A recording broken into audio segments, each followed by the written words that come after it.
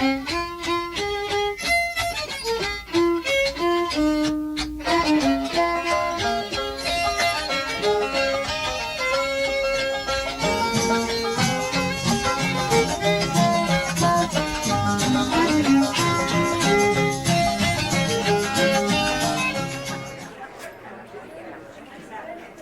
right, here we go. Welcome to Lincoln, the skit. Welcome to the Island County GOP Lincoln Day Dinner. We have a special treat tonight, a skit about Abraham Lincoln. We also have a special guest tonight, ladies and gentlemen, Donald J. Trump.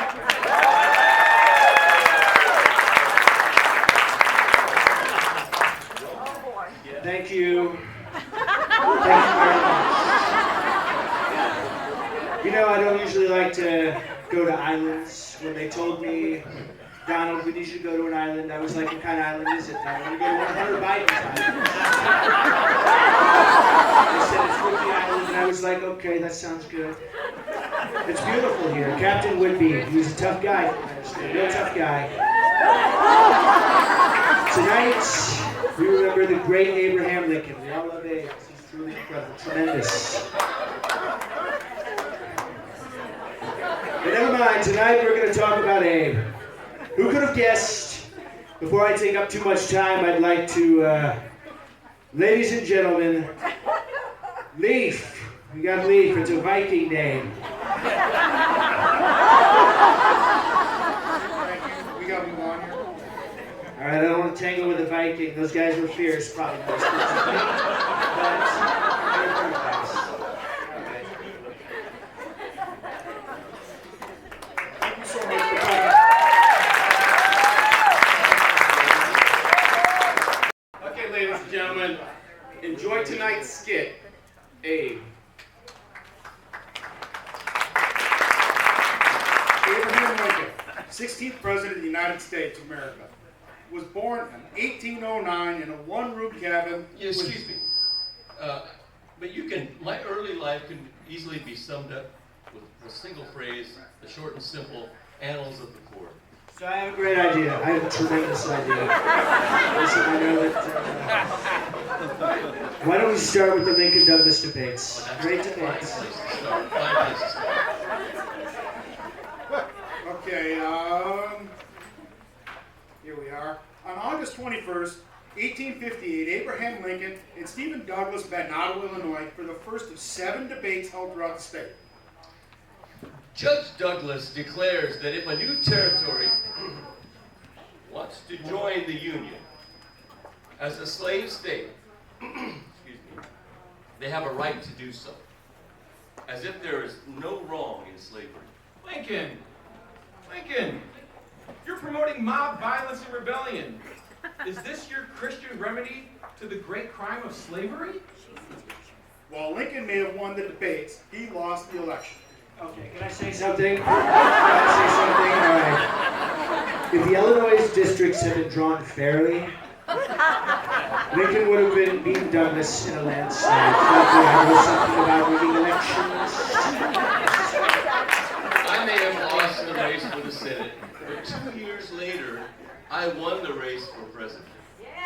Douglas, you lost by a lot. It was a great shame. You were destroyed.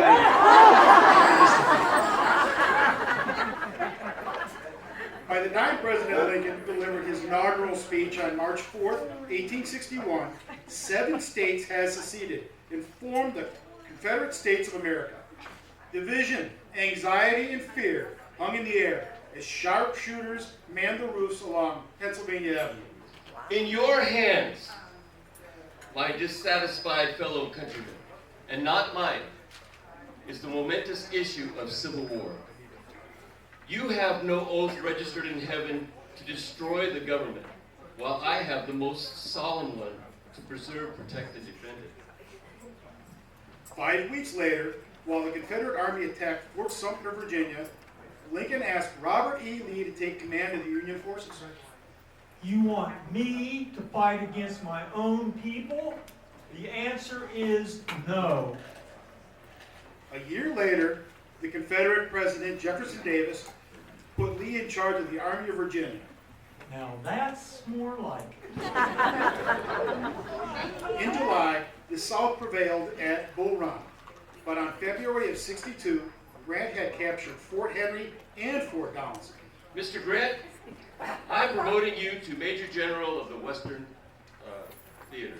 Thank you, President Lincoln. In April, Grant overcame a surprise attack at the Battle of Shiloh. But rumors of his drinking and the highest casualty count yet suffered by the Union led to calls for his removal. I can't afford to lose him. He knows how to fight. And maybe we should send a barrel of whatever he's drinking to the rest of the generals. Certainly not. I think that's a wonderful idea. In May of 1863, Lee won a stunning victory at Chancellorsville in Virginia. Now it's time to head north. Riding high after Chancellorsville, Lee marched into a devastating defeat in Gettysburg, Pennsylvania, the bloodiest battle of the war.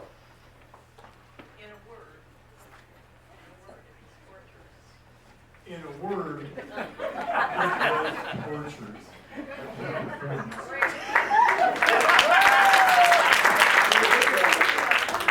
Lincoln's Gettysburg Address was delivered a few months later at a ceremony dedicating the battleground to the fallen soldiers.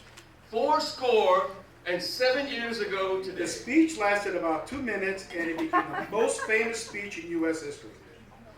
Government of the people, for the people, and by the people shall not perish from the earth. That's right. Lincoln recognized the strategic advantage of electronic communication. Early in the war, he oversaw the creation of the U.S. Military Telegraph Corps to be housed in the War Department next door to the White House. He'd come to the office several times a day, entertain us with stories, and say things like, I come here to escape my persecutors. well, what he meant was visitors to the White House who came looking for favors and such. On July 4th, a day after the victory at Gettysburg, news came in of Grant's victory at Vicksburg.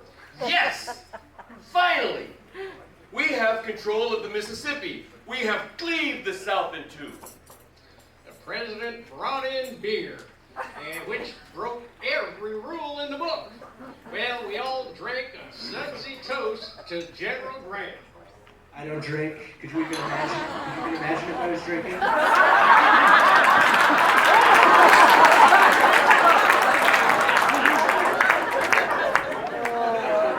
On New Year's Day of 1863, the president signed the Emancipation Proclamation.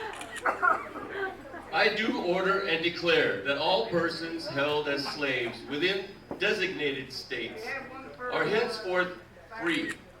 Those of suitable condition will be received into the armed services of the United States. The 54th Regiment of the USCT was the first to be recruited and forever put to rest any doubt that African Americans could perform heroically in battle. Soon thereafter, Christopher Spencer, armed with his 7-shot repeating rifle, walked calmly past the sentries, straight into the Oval Office. Mr. Spencer, I'm very eager to learn about your rifle. The president was very interested in this thing, and the next day I took him out shooting in a neighboring cornfield. Mr. Spencer, I'm going to recommend your rifle to the War Department. At first, the War Department scoffed, saying the rifle would lead to higher demand for ammunition. That's the point! For too long, Spencer had produced 100,000 repeating rifles for the U.S. military. Now we have the Telegraph Corps, the rifle, and the USCT. And of course, me. In November of '63, Grant orchestrated the victory at Chattanooga, prompting calls from Lincoln's detractors to nominate Grant for president. If he's the general that I think he is, he could not be satisfied if he did not finish the job and end this war. Lincoln enlisted John Eaton, superintendent of freedmen, to learn about Grant's political ambitions. You want me to ask him? Well, the question question is, can he be compelled to run? Yes, sir. In City Point, Virginia, Eaton met with General Grant. Sir, can I ask you, may I ask you just a really important question?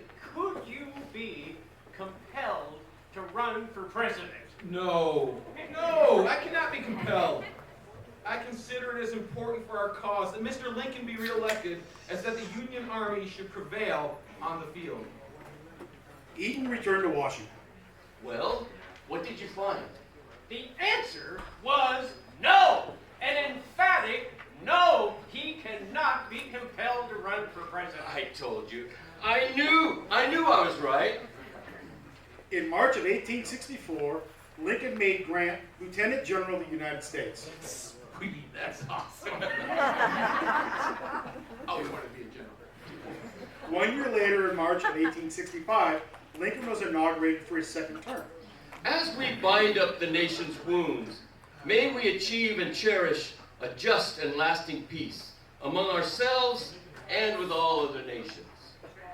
5 weeks later, on April 9th, Lee surrendered to Grant at the village of Appomattox Courthouse, Virginia. Grant laid out the terms. All I say is surrender your arms, go home, and observe the conditions of your parole. That's it? Hey, how about we keep our horses? Okay. And I sure could use some food. All right, you got it. On April 11th, the Marine Band played Dixie at Lincoln's request, as he promised a jubilant crowd a day of national thanksgiving. But he warned. We now face a task fraught with great difficulty. That one of reinaugurating of the national security and authority in Reconstruction. 5 days later, President Lincoln was shot at the Ford Theater by the noted actor John Wilkes Booth.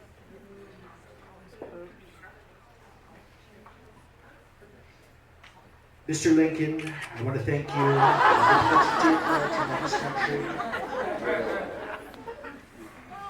I wish you could have been able to serve a second term. That would have been incredible, folks. Would have been incredible. Mr. Trump, I echo the same sentiment back to you, sir.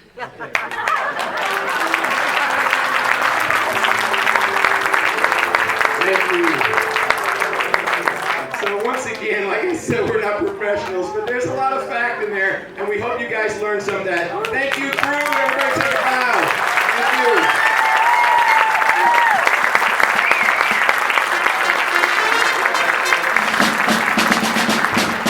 Southern men, the thunders mutter, northern flags and south winds flutter. To arms, to arms, to arms, to arms, in Dixie. Send them back your fierce defiance, stamp upon the cursed alliance. To arms, to arms, to arms, to arms, in Dixie. Advance the flag of Dixie. Hurrah, hurrah, for Dixie's land we take our stand and live or die for Dixie. To arms, to arms, and conquer peace for Dixie. To arms, and conquer peace for Dixie.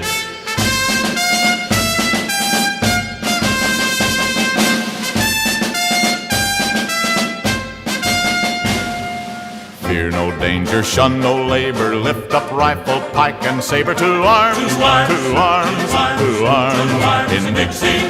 Shoulder pressing close to shoulder, let the odds make each heart bolder. To arms, to arms, to arms, in Dixie.